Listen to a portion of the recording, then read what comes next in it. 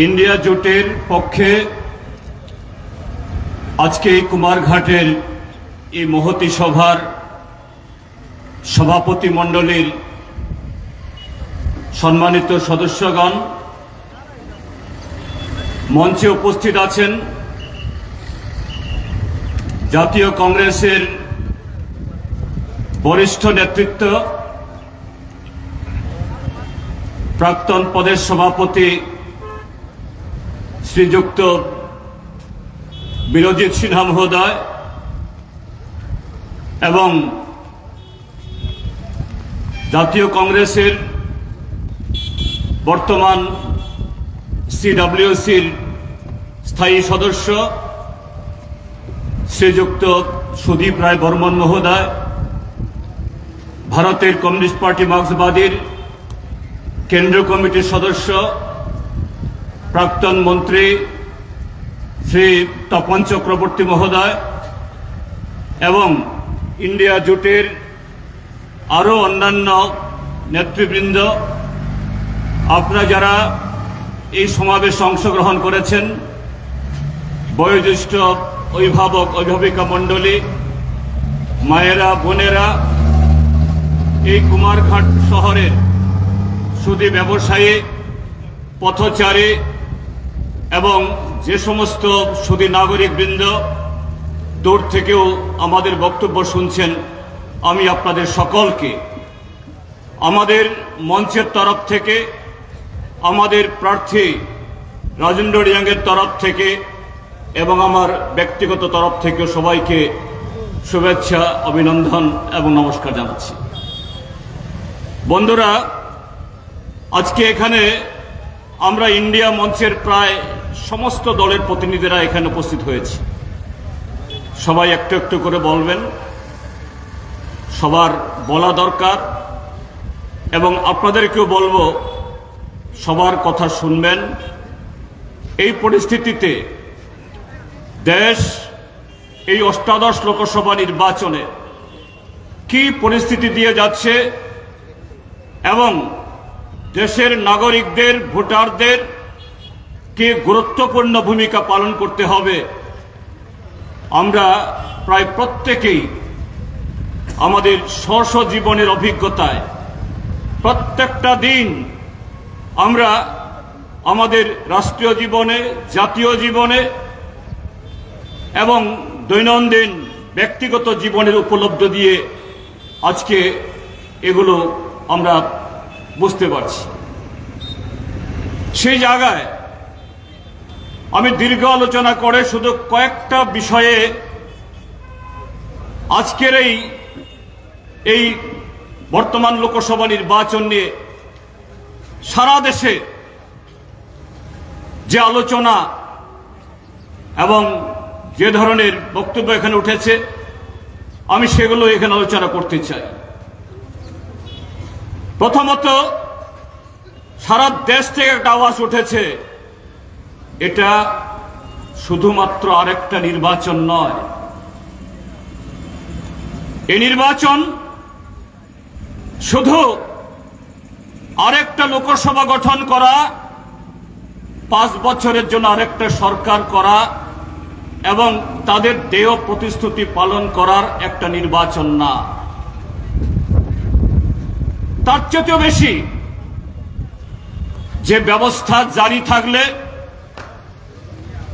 যে ব্যবস্থা বহাল থাকলে বারবার নির্বাচন হবে, সেই নির্বাচনের মধ্য দিয়ে এই বহুদলীয় গণতান্ত্রিক ব্যবস্থায় বিভিন্ন দল নির্বাচিত হয়ে লোকসভাতে, বিধানসভাতে, মিউনিসিপ্যালিটিতে সরকারে আসার সুযোগ পাবে, তার কাজ করার অবসর পাবে। এটাকেই খতম করে দেওয়ার জন্য, চিরতরে তুলে দেওয়ার জন্য, আমাদের সেই ব্যবস্থাকে অর্থাৎ সংবিধানকে সম্পূর্ণ বদলে দেওয়ার জন্য আমাদের দেশের বর্তমান শাসক দল তারা গত 10টা বছর ধরে নরেন্দ্র মোদীর নেতৃত্বে সেই ষড়যন্ত্র বা সেই প্রয়াস চালাচ্ছে, এটাকে এই নির্বাচনের মধ্যে ব্যাহত করতে হবে। কি কারণে কথাগুলো উঠছে তার উদাহরণ উপস্থিত করার জন্য আপনাদেরকে আমি ওই দিল্লি বা দেশের অন্য প্রান্তের ঘটনা বলি, আমি সেদিকে ঠেলে দেব না। আমি ত্রিপুরাজ্যের অভিজ্ঞতার কথাই বলছি। এই ত্রিপুরাজ্যের মধ্যে বিজেপি সরকার আসার পর গত 6 বছর আমরা যে ধরনের পরিস্থিতির শিকার হচ্ছে, আমি তা থেকে বলতে চাইছি বন্ধুরা। গত পরশুদিন পূর্ব ত্রিপুরার তথা এই লোকসভার নির্বাচনের প্রথম পর্বের ভোট গেছে। আমাদের রাজ্যের প্রত্যেকটা পত্রিকার পাতা খুলুন, বিজ্ঞান প্রযুক্তির উন্নতির দৌলতে আজকে স্মার্টফোনের মাধ্যমে প্রত্যেকের হাতে প্রতিনিয়ত দেশে রাজ্যে রাজনৈতিক ক্ষেত্রেতে অর্থনৈতিক ক্ষেত্রেতে কি ঘটনাগুলি ঘটছে আমাদের হাতে চলে আসছে। কি প্রত্যক্ষ করেছি আমরা গত পরশুদিন? দিন দুপুরে, শুধু ভোটের দিন না, তার দুদিন আগে থেকে যে দল বলে তারা 400 পার করবে, যে দল দাবি করে এই নির্বাচনের বিধি এটা চালু না হলে পরে আমরা আজকে এখানে দাঁড়িয়েও অসংখ্য ফ্ল্যাগ পোস্টার আমরা দেখতাম, ত্রিপুরাজ্য সুশাসনে একেবারে বেসে যাচ্ছে, মানুষের উন্নয়নের জোয়ারে রাজ্যের সমস্ত অংশের মানুষ এদের সুখের বহরে বন্যা হয়ে যাচ্ছে। তাহলে সেই রাজ্যের শাসক দল তাকে একটা নির্বাচনে কেন এত ভয় পেতে হবে? কেন লোককে শাসাতে হবে? কেন মানুষকে আটকাতে হবে? কেন যোগদান সভার নামে সবকটি বাড়িতে গিয়ে মানুষকে তাদের সভা সমিতিতে জবরদস্তি করে আনতে হবে? এটা গণতন্ত্র? সংবিধান এখানে কাজ করছে? গত 6 বছরে এখানে তাদের সরকার, তারা বলে আমরা সবকা সাথ, সবকা বিকাশ, সবকা বিশ্বাস, অর্থাৎ দল মত নির্বিশেষে সমস্ত অংশের মানুষকে অধিকারকে আমরা সম্মান করে পূজা করে। যদি তাই হয়ে থাকে বন্ধু, গত 6 বছর আমাদের অভিজ্ঞতা কি? আপনি বিজেপিকে ভোট দেননি, আপনি পঞ্চায়েতে মিউনিসিপ্যালিটিতে আপনি যে অধিকারগুলো ভোগ করতেন, বা এই সরকার আসার আগে যে সমস্ত অধিকারগুলি আপনি পেয়েছেন, এগুলো থেকে আপনার নাম কাটা যাবে, আপনি বঞ্চিত হবেন। আপনি বিরোধী দল করেন বা কোন দল করেন না, আমাদের সংবিধান আমাদেরকে অধিকার দিয়েছে কি রাষ্ট্রের বিরুদ্ধে, কি সরকারের বিরুদ্ধে বা কোন গোষ্ঠীর বিরুদ্ধে আপনি যদি তার কাজ পছন্দ না করেন, আপনি বুক ফুলিয়ে তার প্রতিবাদ করতে পারবেন। দল হলেও ব্যক্তি হলেও একজন নাগরিকের সে অধিকার কি ত্রিপুরাজ্যের মধ্যে ছিল? দিন দুপুরে থানার নাগালের মধ্যে, নাকের ডগায়, প্রশাসনের সামনে এই রাজ্যের বিরোধী দল কি কংগ্রেস কি কমিউনিস্ট তাদের পার্টি অফিস ভেঙে গুড়িয়ে দেওয়া হয়, পুড়িয়ে দেওয়া হয়। তাদের কোনো কর্মসূচি স্বাভাবিকভাবে করতে দেওয়া হয় না। বিরোধী দলের কোনো কর্মসূচিতে কোনো অটো, কোনো গাড়ি তা ব্যবহার করে পয়সার বিনিময়েও ভাড়া দেওয়ার সুযোগ নেই। এখন মডেল কোড অফ কন্ডাক্ট চলছে বলে, একটা আচরণবিধি চলছে বলে এই কটা দিন সেই পরিবেশের সুবাদে বিরোধী দলগুলো বিভিন্ন জায়গাতে আমরা ছোটখাটো বড় কিছু কিছু মিটিং করতে পারছি, প্রচার চালাতে পারছি। মানুষ অংশগ্রহণ করলেও এই মুহূর্তে তাদের উপরে সেরকম ভাবে সরাসরি কোনো আক্রমণ হচ্ছে না। কিন্তু নির্বাচন শেষ হলেই আবার সেই আক্রমণগুলো নেমে আসছে। এটা গণতন্ত্র, সংবিধান এখানে চলছে।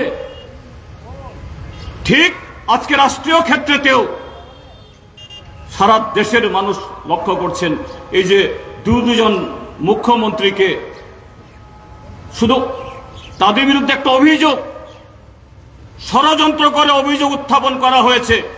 দিল্লির নির্বাচিত মুখ্যমন্ত্রী, তিনবারের টানা মুখ্যমন্ত্রী, ঝাড়খণ্ডের মুখ্যমন্ত্রী, আদালতে জিজ্ঞেস করা হচ্ছে তাদের বিরুদ্ধে সরকার অভিযোগ কি, যে না, তাদের বিরুদ্ধে কিছু লোক নালিশ করেছে, এই কারণে আইনের পথে চলবে। যদি তাই হয়, নির্বাচনী বন্ড বা ইলেকট্রাল বন্ড, যে বন্ডে হাজার হাজার কোটি টাকা ভারতীয় জনতা পার্টি তারা তাদের পকেটে ঢুকেছে, যে টাকায় সারা দেশ ছেয়ে আনাচে কানাচে তাদের ফ্ল্যাগ পোস্টার রাস্তাঘাটে গড়াগড়ি, ড্রেনে গড়াগড়ি খাচ্ছে। তাদের নেতারা পঙ্গপালের মতো করে হেলিকপ্টারে করে সারা দেশ বেড়াচ্ছে। কোত্থেকে টাকাগুলো আসে, কারা টাকা দেয়? এই ইলেকট্রাল বন্ডের মাধ্যমেই তো। আর সেই টাকা আদায় করার জন্য বিজেপি দল তার সরকারকে ব্যবহার করে, পুলিশকে ব্যবহার করে কি ধরনের জঘন্য অন্যায় কাজগুলি করেছে আজকে এগুলো সারা দেশের মানুষ জানেন। ভারতবর্ষের সুপ্রিম কোর্ট 7 বছর এটা নিয়ে বহু তর্ক বিতর্ক করার পর চূড়ান্ত রায় দিয়েছে, এই আইন বেআইনি। এই আইনের মাধ্যমে টাকা তোলা, এই টাকা কালো টাকা। তাহলে যারা এইভাবে কালো টাকা তুলেছেন, সারা দেশের প্রতিবাদকে অবহেলা করে যারা এই আইন পাশ করেছেন, তাদের বাড়িতে কেন সিবিআই যাবে না? তাদের নেতারা কেন গ্রেপ্তার হবে না? তাদের বিরুদ্ধে কেন এফআইআর হবে না? এইভাবে ভারতীয় জনতা পার্টি আমাদের দেশের বহুদলীয় গণতন্ত্রের যে গরিমা, যুক্তরাষ্ট্রীয় কাঠামোর যে আবেদন, প্রকৃত গণতন্ত্রের যে স্বাদ, যে ব্যবস্থার মধ্য দিয়ে এই দেশ যখন স্বাধীন হয়, পৃথিবীর বহু দেশের নাগরিক তারা বলেছিল এই দেশ কি করে টিকবে? এত ভাষা, এত ধর্ম, এত সংস্কৃতি, এত বৈচিত্র্য। কিন্তু সেই বৈচিত্র্য আমাদের এই গণতন্ত্র, এই সংবিধান আমাদেরকে আরো শক্তিশালী করেছে। আর নরেন্দ্র মোদী, বিজেপি আজকে সেই বৈচিত্র্যকে খতম করে সেই সংবিধানকে সম্পূর্ণ তুলে দেওয়ার চেষ্টা করে দেশে সম্পূর্ণ অরাজকতা এবং একনায়কতান্ত্রিক ব্যবস্থা আনার চেষ্টা করছে। তার মানে কি হবে? অনিবার্যভাবেই সে ব্যবস্থায় হাতে গোনা কিছু লোক, মুষ্টিমেয় কিছু লোক, তারা ছাড়া এই দেশের সম্পদ তার ভাগ আর কেউ পাবে না। এইভাবেই সেই পথে আজকে দেশের কৃষি, দেশের শিল্প, সামগ্রিকভাবে দেশের অর্থনীতি সেগুলো লাটে উঠেছে। আজকে 10 বছর শেষে ভারতীয় জনতা পার্টি বা এই সেদিনও গত 15 তারিখ আপনাদের এই পাবিয়াছড়াতে কুমারঘাটে বর্তমান শাসক দলের 2 নম্বর নেতা, স্বরাষ্ট্রমন্ত্রী, প্রধানমন্ত্রী খুব কাছের লোক, তিনি এখানে এসে গেছেন। 2 দিন বাদে নরেন্দ্র মোদী সাহেব এসে গেছেন। কি বলেছেন দেশের মানুষের সামনে? কোন যুৎসই যুক্তিপূর্ণ গত 10 বছর বিগত 7.5 দশকে বিগত সরকারগুলোর নেতৃত্বে এই দেশের যা কিছু অর্জন হয়েছে তার বিকল্প এমন কিছু করে দেখাতে পেরেছেন, তা বলতে পেরেছেন কোথাও? আমি আজকে সকালবেলা হোয়াটসঅ্যাপ খুলে দেখছিলাম,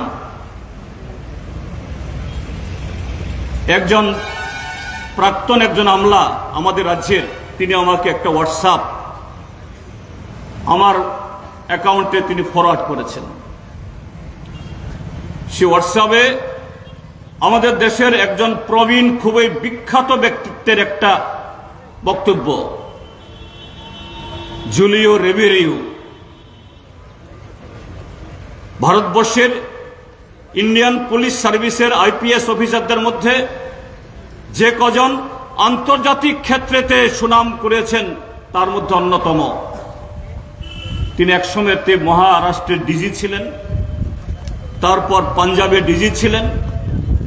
তার নেতৃত্বে পাঞ্জাবে খালিস্তানের বিরুদ্ধে সেই লড়াই করে খালিস্তানকে নির্মূল করেছেন। তিনি তার বক্তব্যে লিখেছেন যে আমাদের মাননীয় প্রধানমন্ত্রী বারবার বলছেন 70 সাল क्या हुआ। তার মানে হলো আজকে দেশের বিজ্ঞান, প্রযুক্তি, অর্থনীতি, শিল্প, কৃষি সব যেন শুধু 2014 সালের পরে হয়েছে। বিগত 70 বছর কিছুই হয়নি। রিবেরিও সাহেব লিখেছেন, আমি কংগ্রেস নই, আমি কোন দলের সমর্থক নই, কিন্তু আমার এই শেষ বয়সে আমি চুপ থাকতে পারছি না। 1947 সালে দেশ স্বাধীন হয়ে এই দেশ যারা দায়িত্ব নিয়েছেন, ব্রিটিশদের হাত থেকে তারা কি পেয়েছিলেন? তখন 20টা গ্রামেও বিদ্যুৎ যায়নি। ভারতবর্ষ একটা সুইচ তৈরি করতে পারত না।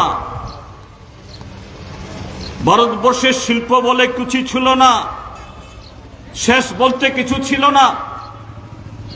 সেই ভারতবর্ষে এইমস হয়েছে, আইএম হয়েছে, আইআইটি হয়েছে, মহাকাশ গবেষণা হয়েছে, যার জেরে আমাদের বিজ্ঞানীরা চাঁদে যাচ্ছে, মহাকাশে যাচ্ছে। আমাদের দেশের ডাক্তাররা সারা পৃথিবীতে ছড়িয়েছে, আমাদের দেশের ইঞ্জিনিয়াররা সারা পৃথিবীতে সুনামের সাথে কাজ করছে। আর তিনি বলছেন क्या हुआ, 70 সাল में क्या हुआ। কিন্তু এই 10 বছরে কি করেছেন? নতুন করে একটা আইএম হয়েছে, আইআইটি হয়েছে, এইমস হয়েছে। যা কিছু 70 বছরের মধ্যে আরো অনেক কিছু হতে পারত। এটা আমাদের আকাঙ্ক্ষা, এটা আমাদের প্রত্যয়, এটা আমাদের লড়াই। কিন্তু একটা লোক এসে স্বাধীনতাকে অস্বীকার করছে। স্বাধীনতার সময় তো তাদের দল ছিলই না।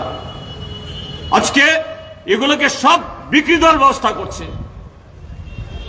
18 লোকসভা নির্বাচনের সামনে বলছেন এখন গ্যারান্টি, এখন আর 2 কোটি চাকরি কথা বলে না, কৃষকদের ঋণ মুকুব করে দেবে বলে না,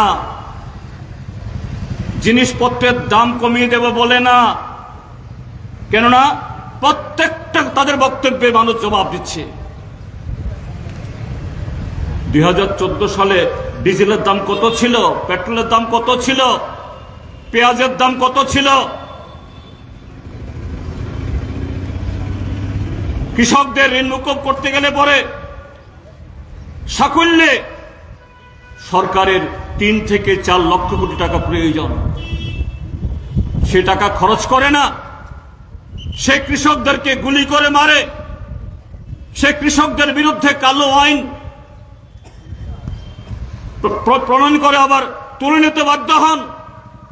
750 কৃষক সে আন্দোলন করতে গিয়ে তাদের জীবন দান করতে হয়েছে। গত 10 বছরে সারা দেশে 2 লক্ষ কৃষক আত্মহত্যা করতে বাধ্য হয়েছে। কিছু বলেন না, কাজে সে কথাগুলি আজকে বলছেন না, বলছেন মোদি কা গ্যারান্টি। তোমার সব গ্যারান্টি তো ফেল। চাকরি গ্যারান্টি ফেল, কৃষকের কাছে দেওয়া গ্যারান্টি ফেল, জিনিসপত্রের দাম কমানোর গ্যারান্টি ফেল, 15 লক্ষ টাকা দেওয়ার প্রতিশ্রুতি ফেল। কিন্তু আমরা গর্ব ভরে বলবো, প্রত্যেকের সাথে বলবো, 27টা 28টা দল বললে আমরা সব দলের নাম ত্রিপুরার লোক আমরা জানি না, কিন্তু আমরা ভালোভাবে জানি কংগ্রেস এবং কমিউনিস্ট। এই রাজ্যের মধ্যে কয়েক দশক ধরে আমাদের রাজনৈতিক লড়াই ছিল, প্রতিদ্বন্দ্বিতা ছিল, কিন্তু এই লড়াই প্রতিদ্বন্দ্বিতা কর্মসূচিগত, মতাদর্শগত, সংবিধানের কাঠামোকে ভেঙে দিয়ে দেশের স্বাধীনতাকে অস্বীকার করে আমাদের দেশের যে কাঠামো হিন্দু, মুসলমান, শিখ, খ্রিস্টান, বৌদ্ধ, ট্রাইবেল, নন ট্রাইবেল সমস্ত অংশের মানুষকে এক ভারতীয় হিসাবে একাত্মবোধ করতে সাহায্য করে, সেই ভাবনাকে ধ্বংস করে আমাদের লড়াই হয়নি। আমাদের লড়াই হয়েছে কংগ্রেস দল তার নীতিতে দেশকে এগিয়ে নিয়ে যাবেন, বামফ্রন্ট তার বিকল্প কর্মসূচিতে কিভাবে একেবারে অন্তিম লোকের কাছে পৌঁছবেন, সেভাবেই দেশের প্রগতি হয়েছে, রাজ্যের উন্নয়ন ঘটেছে। কিন্তু আজকে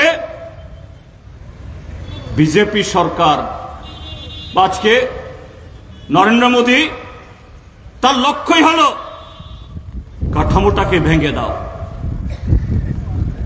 আর নরেন্দ্র মোদীর গ্যারান্টি যেখানে ফেল, কংগ্রেস এবং কমিউনিস্ট যদি ঐক্যবদ্ধ হয়, সেই গ্যারান্টি শুধু যা বলা হয় তার মধ্যে সীমাবদ্ধ থাকে না, তার চেয়েও বেশি তার আরো যে জনগণের মধ্যে তার প্রভাব, তার প্রতিপত্তি বিরাজ করে।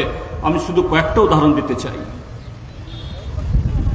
2004 সালে এরকমই নির্বাচন, তখন অটল বিহারী বাজপেয়ীর নেতৃত্বে বিজেপি লড়ছে। যদি বাজপেয়ীর সাথে যদি নরেন্দ্র মোদীর তুলনা করা যায় দুজনের মধ্যে, হ্যাঁ দুজনেই আরএসএস, দুজনে বিজেপি, দুজনের বিরুদ্ধে আমাদের লড়াই, কিন্তু দুজনের ব্যক্তিত্বের মধ্যে আকাশ পাতাল তফাৎ। সেই বাজপেয়ী বলেছিলেন ইন্ডিয়া শাইনিং, ইন্ডিয়া চমকাচ্ছে। 6 মাস এগিয়ে নিয়ে এসে নির্বাচন করলো, তাড়াতাড়ি আরো বহু আসন নিয়ে ফিরবে। সেদিনও সাম্প্রদায়িকতা রুখার প্রশ্নে কংগ্রেস কমিউনিস্ট ঐক্যবদ্ধভাবে, আজকের মতো জোট হয়নি তখন, তারপরেও অন্তত যে সাম্প্রদায়িকতা হটাতে হবে সে আওয়াজ উঠেছিল। ইউপিএ সরকার তৈরি হয়েছে ডক্টর মনমোহন সিং নেতৃত্বে। সেই সরকার 100 দিনের কাজের গ্যারান্টি আইন তৈরি করেছে, যুগান্তকারী আইন। সেই সরকার ফুড সিকিউরিটি অ্যাক্ট করেছে, খাদ্য নিরাপত্তা আইন, যে আইনের কারণে আজকে 81 কোটি মানুষ 5 কেজি চাউল ফ্রি পাচ্ছে। নরেন্দ্র মোদী বলছে হাম দে রাহা হো 81 করোড় আবাদি কো। কোন আইনে? এই আইন না থাকলে 1 কোটি লোক পেতেন না। সেই ইউপিএ সরকারেই বন অধিকার আইন করেছে। সেই বন অধিকার আইনের হাত ধরে ত্রিপুরার যে 1.25 লক্ষ ট্রাইবেল পরিবার 12 লক্ষ কানি বনভূমিতে তার অধিকার পেয়েছে। এই 12 লক্ষ কানির মধ্যে প্রায় 8 লক্ষ কানি জমিতে রাবার চাষ। এই রাবার চাষ না হলে আজকে ত্রিপুরা অর্থনীতি জায়গায় আসতো না। তো কংগ্রেস কমিউনিস্ট যদি ঐক্যবদ্ধ হয়, তার গ্যারান্টি, তার ফসল এবং তার বোনাস, তার লাভ দেশের জনগণের কাছে কিভাবে হাজির হতে পারে এটাই প্রমাণ।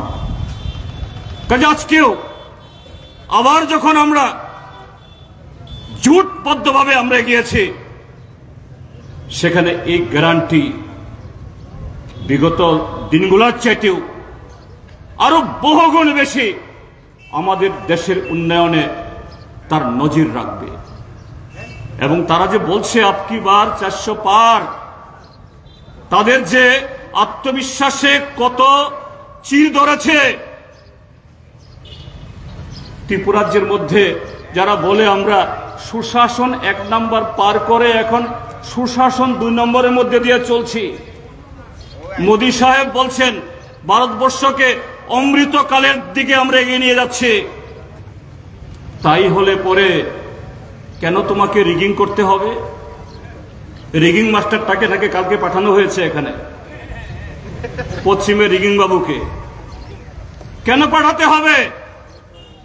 আর তোমার যদি এত জনপ্রিয়তা তৈরি হয় যে ত্রিপুরা মথা রাজ্যকে ভাগ করতে চায়, যে বলে মে अभी भी मेरा ग्रेटर त्रिपुरालैंड का मांग छुड़ा नहीं है, তার মানেটা কি? এই ত্রিপুরাজ্যকে ঐক্যবদ্ধ তিনি থাকতে দিতে চান না। ত্রিপুরাজ্যে বহু শতাব্দী ধরে এখানকার ট্রাইবেল নন ট্রাইবেলের ঐক্য, এটাকে তিনি ভাঙতে চান। আর বিজেপি যারা বলছে আমরা সুশাসন দেব, আমরা 400 পার করে আমরা আমাদের সংখ্যা বাড়াবো, সেখানে গিয়ে এই বিভাজনের শক্তির কাছে মাথা নত করতে হয়। কাজী বন্ধুরা, তাদের সেই প্রচারে আমাদের বিভ্রান্ত হওয়ার কোনো সুযোগ নেই। অঙ্কের দিক থেকে যদি আমি বলি, 2014 সালে বিজেপি কত % ভোট পেয়েছিল? 31%। শরিকরা পেয়েছিল 7%। এনডিএ জোট মিলে 62% মানুষ তখন আজকের মতো জোট হয়নি বলে তারা সরকার করতে পেরেছে। 2019-এ পুলওয়ামা কাণ্ড ঘটিয়ে আমাদের 40 জন বীর জওয়ানের অকাল মৃত্যু ঘটিয়ে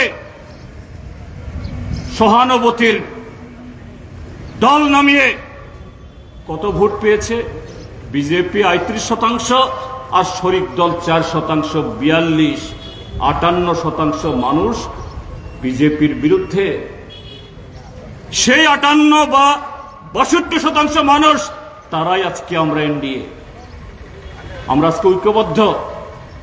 543টা কেন্দ্রের মধ্যে মাত্র 70টা কেন্দ্রে ঐক্যবদ্ধ প্রার্থী হয়নি, বাকি 450টা কেন্দ্রে একক প্রার্থী হিসেবে লড়াই আমরা করছি। কাজে সমস্ত পরিবেশের দিক থেকেও, পরিসংখ্যানের দিক থেকেও, সমস্ত দিক থেকেও মোদির পরাজয়, বিজেপির বিদায়। আর ইন্ডিয়া জোট জুন 4 তারিখের পরে নতুন প্রধানমন্ত্রী, নতুন সরকার, নতুন কর্মসূচি, সংবিধানের জয়, এটা নিশ্চিত। এটা সুনিশ্চিত করার জন্য আগামী কটা দিন, কারণ এই ষড়যন্ত্রীরা পূর্ব ত্রিপুরা লোক এই সভা কেন্দ্রের দিকে ঘুরছে, চোখ কান খোলা রেখে সর্বত্র ঘরে ঘরে বুথে বুথে সেই প্রতিরোধের শক্তি গড়ে তুলুন। এভাবেই এই ত্রিপুরাজ্য থেকেও বিজেপির বিদায় দেওয়ার জন্য এই নির্বাচনের মধ্য দিয়ে সে অভিযান আমরা শুরু করব। এই শপথ গ্রহণ করুন। এই কথাগুলো বলে আবারও আপনাদের সকলকে অভিনন্দন, নমস্কার, খুলুমখা এবং আদাব জানিয়ে আমার বক্তব্য শেষ করছি। ইন্ডিয়া জোট জিন্দাবাদ।